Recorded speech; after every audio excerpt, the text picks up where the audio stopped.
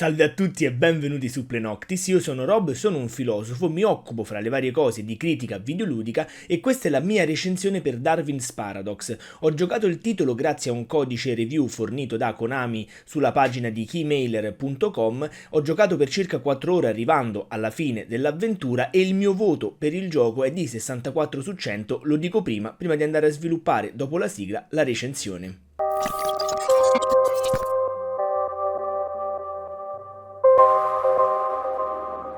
Fin dal suo annuncio Darwin's Paradox aveva colpito molti soprattutto perché non si vedono ultimamente titoli 2D, strettamente 2D, platform puzzle di questo tipo che si ispirano chiaramente a titoli come Limbo Inside ma anche Abe's Odyssey, titoli di questo tipo, non si vedono spesso e quindi aveva colpito molto anche nell'immaginario con una campagna anche promozionale basata sui riferimenti a Metal Gear di cui condivide diciamo il publisher che è Konami e quindi questo titolo venduto anche a un prezzo budget di 25 euro dalla durata ovviamente non troppo alta, io ci ho messo 4 ore ma in generale penso si possa finire in 2-3 ore, dipende in base anche alla difficoltà che si riscontra nelle varie sezioni, aveva incuriosito molti e anche me che ho voluto appunto provarlo. Devo dire che l'esperienza è stata tutto sommato piacevole, questo perché dal punto di vista sicuramente grafico, estetico, complessivo è il punto di forza, abbiamo il punto di forza di questo titolo. Non tanto per quanto riguarda la grafica pura, che secondo me non è tanto a livello della generazione, ho giocato il titolo su PlayStation 5 base e devo dire che già per esempio nelle prime immagini, nelle prime scene della discarica si nota come tutto quanto lo sfondo, tutti gli elementi diciamo di base e lo stesso Darwin, il nostro polpo che muoviamo e controlliamo, è realizzato in maniera sufficientemente buona dal punto di vista tecnico, ma alcuni altri elementi di texture e presenti sullo scenario non sono così dettagliati, così pieni di elementi e di dettagli. Da questo punto di vista secondo me si poteva fare un po' di più, però devo dire che nel complesso, questo grazie anche sicuramente alle scelte stilistiche compiute, l'impatto, il colpo d'occhio è comunque estremamente positivo, sia nella caratterizzazione delle animazioni di tutti i personaggi, compreso soprattutto il nostro Darwin, ma in generale anche proprio della palette cromatica, nella gestione delle scenografie, di quello che rimane ovviamente essendo 2D sullo sfondo e che comunque è quasi sempre piacevole, quasi sempre dettagliato, sufficientemente pieno di colori, vivido, luminoso, che diciamo permette di scorgere anche una profondità dello scenario che non è raggiungibile però è presente, a parte nei momenti in cui, e sono forse anche troppi, però comunque diciamo aveva nel senso ludico questa decisione, ci ritroviamo in realtà in luoghi bui, stretti all'interno delle fogne, nei condotti, che ha ovviamente senso per la tipologia di gioco, ma diciamo non mette in luce tutta la caratterizzazione estetica che invece ci potrebbe essere. Quello che noi facciamo diciamo, in questo Darwin's Paradox è controllare Darwin appunto, che è questo polpo che viene separato da... Io non ho ancora compreso se sia la compagna o la madre, forse la madre perché gli insegna tante cose, quindi forse è sua madre, e viene separato a causa del fatto che c'è una sorta di compagnia, un'azienda che produce cibo utilizzando vari tipi di pesci, compresi anche i polpi, e questa azienda ovviamente fa di tutto per nascondere il fatto che sia composta da extraterrestri, ma in realtà siamo all'interno di un'invasione aliena mascherata da azienda che vende prodotti alimentari e che attraverso questi vorrebbe riuscire a invadere tutta la terra e controllare le menti di tutte le persone. Ovviamente questo tipo di inizio narrativo è molto semplice, è anche molto carino, però come viene portato avanti tutto abbastanza simpatico, sempre un po' sopra le righe, ovviamente deve farti anche sorridere un po' senza andare troppo nel profondo, non è che è un titolo che voglia farti riflettere o creare chissà quale critica sociale dal punto di vista di come le persone vivono la loro vita, come vengono ingannati, manipolati eccetera, perché in realtà è tutto all'interno di un grandissimo cliché che riprende anche alcuni elementi anni 70 e 80 e quindi diciamo non c'è chissà quale profondità, ma va anche bene così perché appunto è una storia molto divertente, fresca da vivere senza particolare profondità. Le uniche cose che ci permettono di avere maggiori dettagli sono i collezionabili, che sono anche molto difficili da trovare, sparsi diciamo in quegli elementi, zone della mappa che non sono immediatamente raggiungibili né evidentemente raggiungibili nel momento in cui si esplora, perché magari si procede da sinistra a destra o da destra a sinistra e ci si perde diciamo alcuni punti che potrebbero essere interessanti, e questi collezionabili si arricchiscono un pochino il discorso, ma niente di eccezionale, sono secondo me per quelli che ho trovato abbastanza trascurabili, se non appunto per strappare qualche sorriso, qualche piccola riflessione su quello che sta accadendo, ma tutta la trama diciamo si svolge in maniera lineare senza problemi. ma appunto nemmeno senza particolare velleità verso la profondità. Ciò che ovviamente è la parte fondamentale di un titolo del genere, cioè la parte che comunque andiamo ad analizzare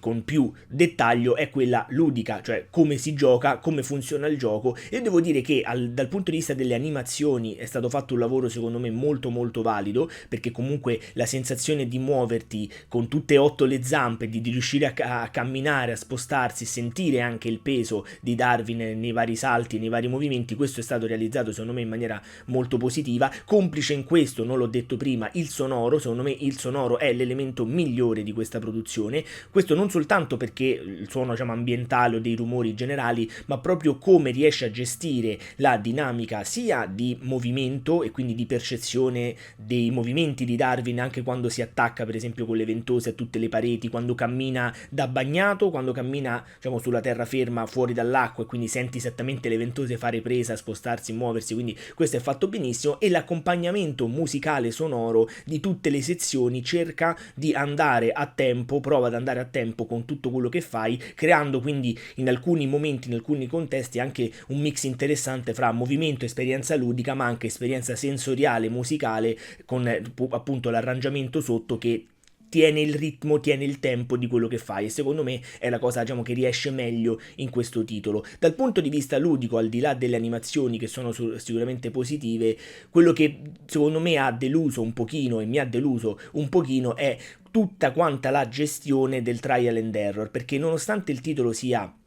relativamente semplice, poi ci sono dei momenti di picchi di difficoltà, ma non sono realmente picchi di difficoltà, sono semplicemente gestire, cioè l'idea di base di gestire, di far gestire tutte le situazioni come un continuo test su quello che avverrà dopo per ricominciare e farlo meglio. Io capisco che sicuramente un titolo del genere, se fosse stato iperlineare, sarebbe stato un classico titolo quasi walking simulator, piovra simulator che cammina, perché ovviamente non ci sarebbe stata, al di là dello stealth, chissà quale difficoltà implicita, se non appunto comprendere dove si va, cercare di non farsi vedere, passando però in una fase bidimensionale, che quindi non è che hai tanti nascondigli a parte la possibilità di mimetizzarsi con le abilità da piovra di Darwin. Quindi sarebbe stato molto più veloce e probabilmente sarebbe finito in un'ora e mezza, due proprio massimo. Invece, cercando di creare dei puzzle ambientali, degli elementi di difficoltà, si è andati lì ad aumentare la difficoltà in questo senso, anche la longevità in questo senso. Però secondo me a volte sono esagerati, perché la maggior parte delle volte spezzano il ritmo e non ti permettono di avere una gestione, una fluidità dell'esperienza, un flusso di esperienza che invece è quello auspicabile. Non dico che appunto non ci dovessero essere, perché comunque rientriamo nel genere che ho già citato prima, anche di Abe's Odyssey, che comunque ti imponeva di gestire tanti aspetti per portare a compimento una sorta di puzzle ambientale in quello che poteva essere un 2D. Non dico che non ci dovessero essere, però secondo me dovevano essere calati molto diversamente all'interno dell'esperienza, tant'è che addirittura la parte finale, la sezione finale, diciamo gli ultimi 40 minuti, oretta della parte finale, sono molto più facili, molto più gestibili e godibili di alcuni momenti che sono all'interno dell'esperienza anche dopo le prime ore di gioco. E questa, diciamo, forzatura della difficoltà, cioè il fare in modo che se non fai esattamente i movimenti, i passi giusti, ti prendi i giusti tempi con il giusto salto per raggiungere, diciamo, l'obiettivo, tu non lo fai, lo devi rifare, il che spezza, diciamo, un pochino anche quello che è l'investimento ludico del giocatore, perché comunque mentre per esempio un Crash Bandicoot, anche questo è così, però fra la possibilità di venire utilizzare per esempio la maschera per non perdere la vita, comunque gestirti l'ampiezza del salto, il movimento che fai, cioè c'è un minimo di possibilità data al giocatore di variare l'azione in modo da avere questo flusso di cui parlavo prima. Qui invece questa cosa non c'è sempre, in alcuni momenti c'è, per esempio quando puoi utilizzare l'inchiostro sparato dal polpo per creare, diciamo, un diversivo, lì alcune sezioni possono essere affrontate così, oppure nascondendosi sui ripari, quindi ti dà un margine d'azione, ma in altri casi questo non è assolutamente possibile, devi fare le azioni corrette nel giusto modo, nel giusto ordine, altrimenti non si va avanti. Per esempio il caso a un certo punto c'è una sorta di fuga che devi realizzare, passaggio che devi realizzare nascondendoti in parte su delle piante sottomarine, nascondendoti dal sonar di questi sottomarini a forma di squalo che hanno questi alieni, e tutta quella sezione lì è fin troppo macchinosa, fin troppo ti costringe a eseguire esattamente quei movimenti, a non stare troppo nell'erba per non uscire, ed è più complicato, diciamo, del flusso che invece ci dovrebbe essere, calcolando che in alcuni momenti non è sempre iper preciso. Nel complesso è molto preciso il gioco, non ha particolari problemi, ma non lo è sempre. Quindi nel complesso secondo me ci troviamo di fronte a un titolo che sicuramente è una buona notizia per il genere, per gli amanti del genere, per comunque chi ha giocato titoli precedenti di questo tipo, sicuramente trova una buona esperienza. Non siamo però di fronte a chissà quale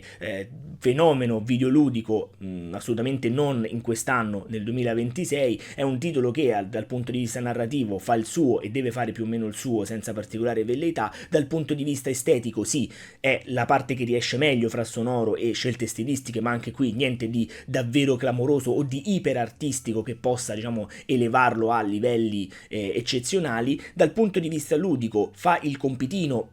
con determinate idee anche interessanti, come per esempio la parte in cui guidiamo uno di questi robot degli alieni, che secondo me è molto interessante dal punto di vista ludico, e la possibilità di utilizzare il camuffamento ambientale, abilità tipica delle piovre, e per esempio l'inchiostro o altri elementi tipo la scelta di poter salire su qualsiasi superficie e quindi creare una sorta di 2D di rotazione. Hai a 360 gradi la possibilità di ruotare sulla schermata, quella è un'idea interessante,